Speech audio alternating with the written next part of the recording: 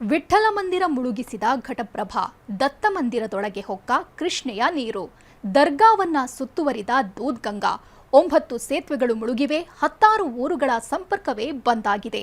ಮಹಾರಾಷ್ಟ್ರದ ಘಟ್ಟ ಪ್ರದೇಶದಲ್ಲಿ ಮಳೆ ಅಬ್ಬರಿಸುತ್ತಿದ್ದು, ಬೆಳಗಾವಿ ಜಿಲ್ಲೆಯಲ್ಲಿರೋ ಜಲಪಾತಗಳೆಲ್ಲ ಧುಮ್ಮುಕ್ತಿವೆ.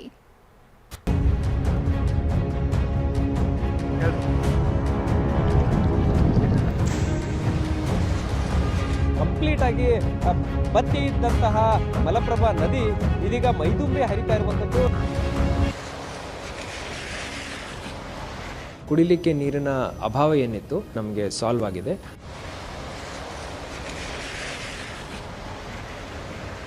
ಬೆಳಗಾವಿ ಅಂದ್ರೆ ಅದು ಸಪ್ತ ನದಿಗಳ ಜಿಲ್ಲೆ. ಮಲಪ್ರಭಾ, ಘಟಪ್ರಭಾ, ಕೃಷ್ಣ, ಹಿರಣ್ಯಕೇಶಿ, ದೂದ್ಗಂಗಾ, ವೇದಗಂಗಾ, ಮಾರ್ಕಂಡೇಯ ಅಂತ 7 ನದಿಗಳು ಜಿಲ್ಲೆಯಲ್ಲಿ ಹರಿಯುತ್ತವೆ. ಆದರೆ 4 ದಿನದ ಹಿಂದೆ 7 ನದಿಗಳು ಬತ್ತಿ ಹೋಗಿದ್ವು. ಆದರೆ ಅದೇ ನದಿಗಳು ಇಂದು ಉಕ್ಕಿ ಹರಿಯುತ್ತಿವೆ. ಕೆಲ ನದಿಗಳಂತೂ ಅಪಾಯದ ಮಟ್ಟ ಮೀರಿ ಹರಿಯುತ್ತಿವೆ.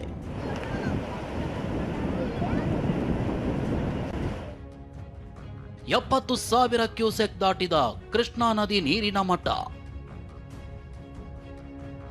4 ದಿನದ ಹಿಂದೆ ಕೃಷ್ಣಾ ನದಿಯಲ್ಲಿ ನೀರಿನ ಹರಿವೇ ಇರಲಿಲ್ಲ.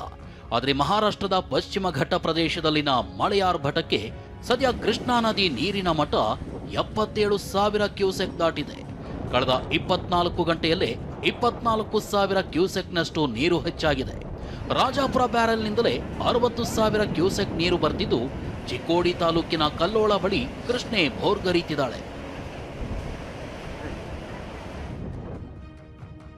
ವಿಠ್ಠಲ ಮಂದಿರ, ದತ್ತ ಮಂದಿರ, ಬೆಂಗಾಳಿ ಬಾಬಾ ದರ್ಗಾ ಮುಳುಗಡೆ.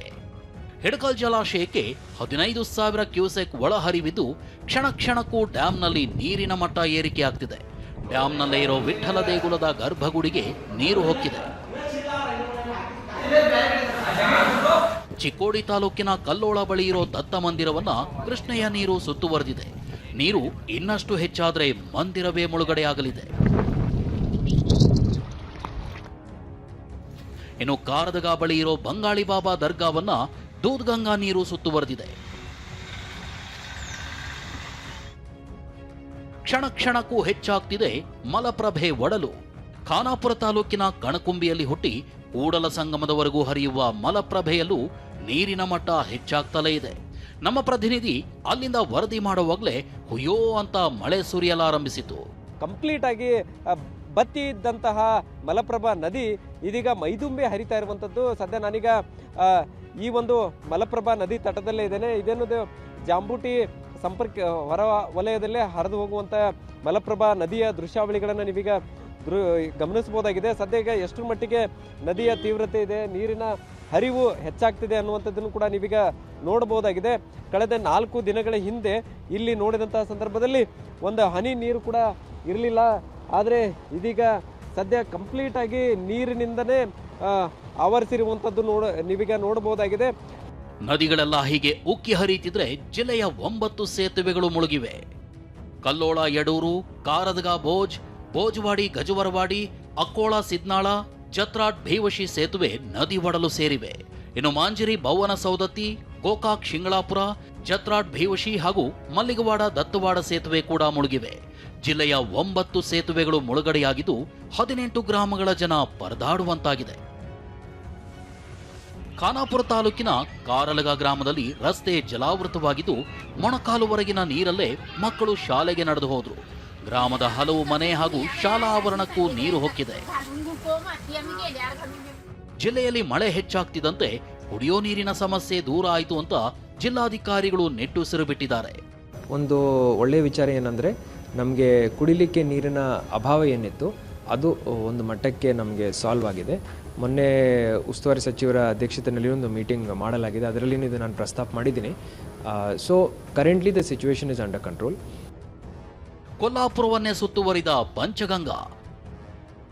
ನೆರೆಯ ಮಹಾರಾಷ್ಟ್ರದಲ್ಲಿ ಭಾರಿ ಮಳೆ ಮುಂದುವರೆದಿದ್ದು, ಪಂಚಗಂಗಾ ನದಿ ಕೊಲ್ಲಾಪುರ ನಗರವನ್ನ ಸುತ್ತುವರೆದಿದೆ.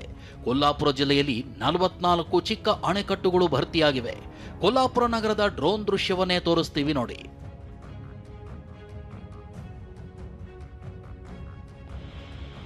ಧುಮ್ಮುಕ್ಕುತ್ತಿದೆ ಚಿಕಲೆ ಫಾಲ್ಸ್.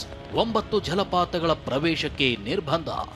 ಕಣಕುಂಬಿ ಭಾಗ ಪಶ್ಚಿಮ ಘಟ್ಟ ಪ್ರದೇಶದಲ್ಲಿ ಮಳೆ ಅಬ್ಬರಿಸುತ್ತಿದ್ದು, ಖಾನಾಪುರ ತಾಲೂಕಿನ ಚಿಕಲೆ ಗ್ರಾಮದ ಫಾಲ್ಸ್ ಧುಮ್ಮಿ ಕೂತಿದೆ. ಚಿಕಲೆ ಫಾಲ್ಸ್ ಧುಮ್ಮಿ ಕೂತಿದೆ ನಿಜ, ಆದರೆ ಚಿಕಲೆ, ಚೋರ್ಲಾ, ಬಟವಾಡೆ, ಬೆಟಣಿ ಸೇರಿದಂತೆ 9 ಫಾಲ್ಸ್ಗಳ ಪ್ರವೇಶಕ್ಕೆ ಅರಣ್ಯ ಇಲಾಖೆ ನಿರ್ಬಂಧ ಹಾಕಿದೆ. ಒಂದು ಅರಣ್ಯ ಇಲಾಖೆಯಿಂದ ಈ ಫಾರೆಸ್ಟಲ್ಲಿ ಇರುವಂಥ ವಾಟರ್ ಫಾಲ್ಸ್ ರೂಟ್ಸ್ನು ಅವರು ಕ್ಲೋಸ್ ಮಾಡಿದ್ದಾರೆ.